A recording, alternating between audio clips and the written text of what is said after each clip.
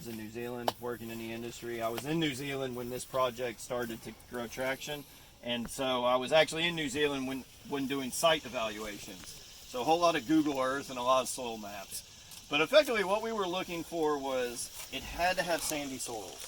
And if you dig this here, you can actually see the rocks. So as this soil starts to go away, you can see these rocks, which is a good indication that we're not on a clay pan where we have a very porous, very sandy soils. Kiwi fruit do not like wet feet.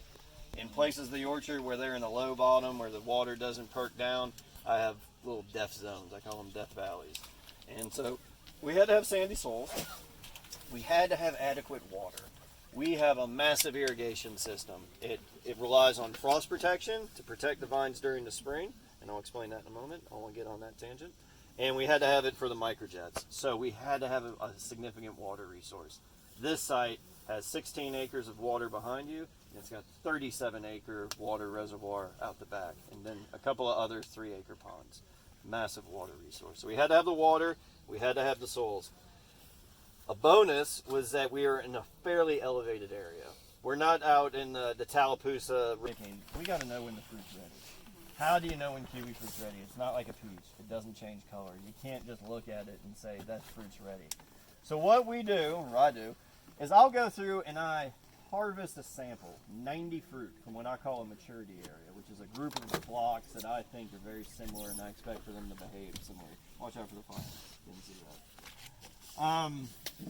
Yeah, I hate to wrap them. 90 fruit sample. So I'll go through and I'll select a 90 fruit sample.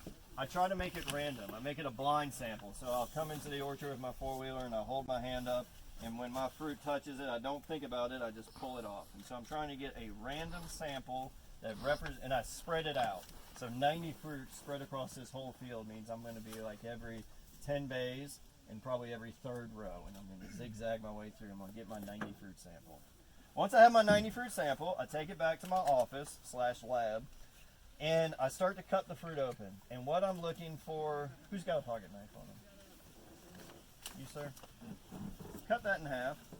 If you would. And do the fruit, just anywhere in half. So what I'm looking for is internal color, sugar content, dry matter, and firmness. Thank you. And what we're looking for is a color change. These fruit were green, like the leaves, 3 weeks ago. And they're slowly transitioning from green to yellow. They're degreening. They are breaking down the chlorophyll and they're becoming more yellow. We are selling a gold kiwi fruit, a yellow flesh kiwi fruit. I'm not going to harvest until I see the transition from the green to the gold. And once that's done, that's like one box check. The next thing I'm going to do is sugar content. Can I just borrow your knife for a moment, sir? Thank you. The sugar content, I don't have one with me, I'm just going to paparazzi. There's a short stalk. So when we're picking, thank you. Oh, perfect, you got me one, thank you. So these are the little buggers. This is what makes us good picker, bad picker, and it gives somebody a job, you know, is we audit. So as the picker is going through it, and I'm just going to demonstrate. So a picker is just going to come through and work like I'm working. I actually got a short stalk right there. I can feel it. And as I work, I'm touching the top. I can feel those short stalks, and I'm breaking them out. Because a short stalk, just to demonstrate, is going to go through the grading process, and it's going to puncture my fruit. There's also a beak on the other end of the kiwi fruit, and it kind of punctures my fruit. And all of a sudden, now I get fruit damage. I don't like fruit damage. It's too valuable. You got to watch them beaks. Oh, that one fell off. Hits the ground, we don't pick it up. So once the fruit is harvested and the bins are full and they're stacked up, we put a label on them. Traceability is so important in this industry. Not only so I can make informed decisions about all the data that I'm collecting and where the sugar content is and where the hue angles are, I need to know what block this came from, what date it was picked on, and who picked it. Because if there's an accident, let's say, God forbid, somebody finds a shard of glass in one of these bins, I need to trace back every bin that was picked that day that could possibly be contaminated so that we can avoid any sort of disaster with the consumer. And that's called traceability. And it's just a part of the what's today's date? 4th. And then this is 9 months of the year, irrigation.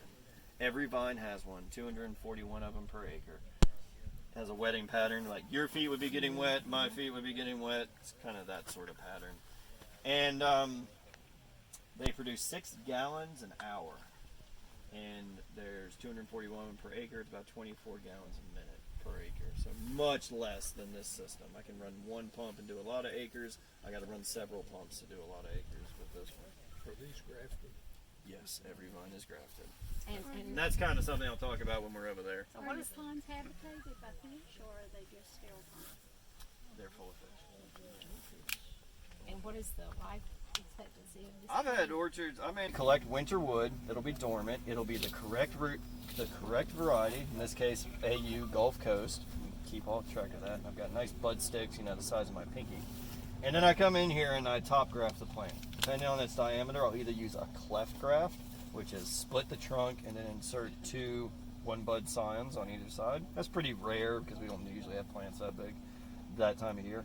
And then the other one we use is called a V graft. I have a specialty tool that stamps out a V, like a V, and then I do the downward V on this side, and then I reverse the tool and I stamp it and I get an arrow. Those two just Lego together perfectly, wrap it, paint it, move on. I can do a lot of those. At the end of year 3, you can have this much fruit.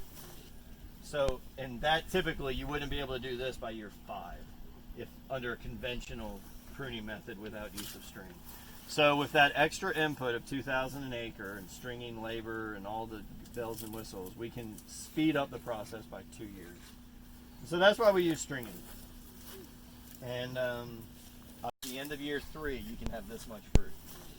So, and that typically you wouldn't be able to do this by year 5 if under a conventional pruning method without use of string. So with that extra input of 2,000 an acre and stringing labor and all the bells and whistles, we can speed up the process by 2 years. So that's why we use stringing. And something like 6,000 pounds of material in each one of these, plus water. These things are heavy. This slab is thick, and it had to be to cover all this. And each one of these tanks is about 250 gallons per minute. And so what we've done is design the system that's got one extra tank, and that allows for back flushing. So what we have is water is being pushed through the sand and the gravel. All the small particulates are getting stuck up here above it.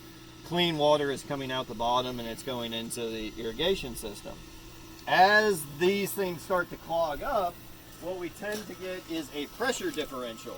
So between the beginning of the line and the end of the line, we might have a pressure differential of 4 degrees, which is PSI.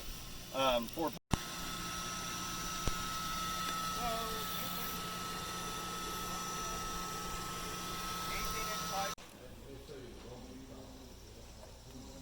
They do.